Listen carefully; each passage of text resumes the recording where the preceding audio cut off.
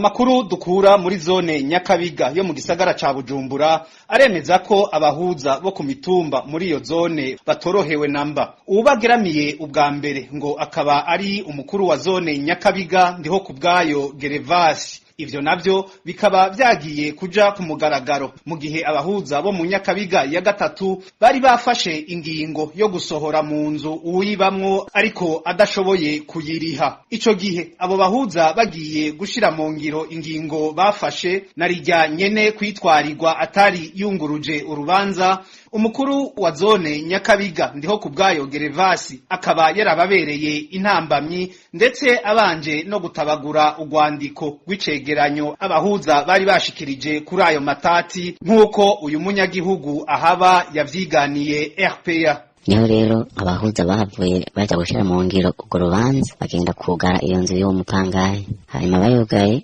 niho umushefu de zone yaciye agenda aramena amagufuri yarariko. Ayamenye abahuza baragenda barasaba bashira akayandi irya kabiri. Burya shefu de zone arasubirayo kandi ya magufuri arasubira arayamena. Niho rero abahuza baca bandika ikete bandikira utwara tribunal de résidence mu Nyakabiga bongera baraha copie pour information. Musitanteri wa Mukaza, maire de la ville ikambere barahane na copie umushikiranganje w'ubutungane hamwe n'umushikiranganje w'intwaro hagati mu gihugu. Ku munsi wa gatatu w'indwi heze naho mu gihe abanywanyi b'umugambwe CNDD FDD bariko barihereza agacupa kwibarabara ry'umunani mu Nyakabiga ya gatatu inyuma yo kugorobeza baduza idarapo ry'umugambwe wabo muri zone Ngagara ya komine Ntahangwa niho ndiho kubwayo Gervasi yaduka amakofe uwitwa Enoke asanzwe ari icegera c'umukuru w'abahuza bo ku mitumba muri zone Nyakabiga agira ko amuta mu mvuto nk'uko isoko ryacu ribandanya ribivuga. Chef de zone yavuye yigenza kucegera c'utwara abahuza bo mu Nyakabiga ya gatatu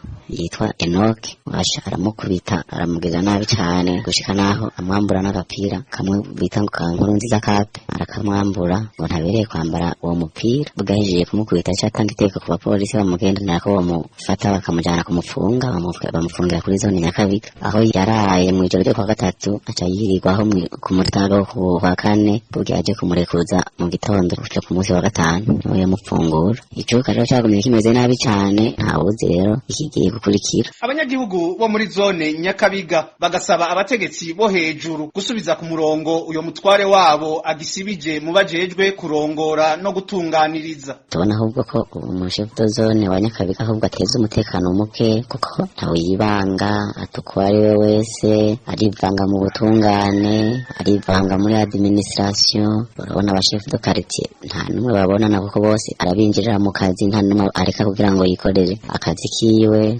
Tukabona kabisa ko araturuhishije cyane gose ku buryo tugabanyagihugu dusaba yuko abamurongoye bogerageza bakakamwicarika ahantu basubira bakakamwigisha ukuntu abategetse ukuntu batwara. Tumuhamagaye kuri telefone yiwe ngendanwa ndiho kubwayo Gervasi umukuru wa zone Nyakabiga tumwidondoye nico tumuronderera yagumije telefone yiwe yuguruye ariko ntiyasubira kutwishura ijambo na rimwe. Si Enoke wenyene uwundi abangamiwe n'uwitwa Ferdinand umunyamabanga w'urwego rw'abahuza aho muri zone Nyakabiga tuzobigarukako.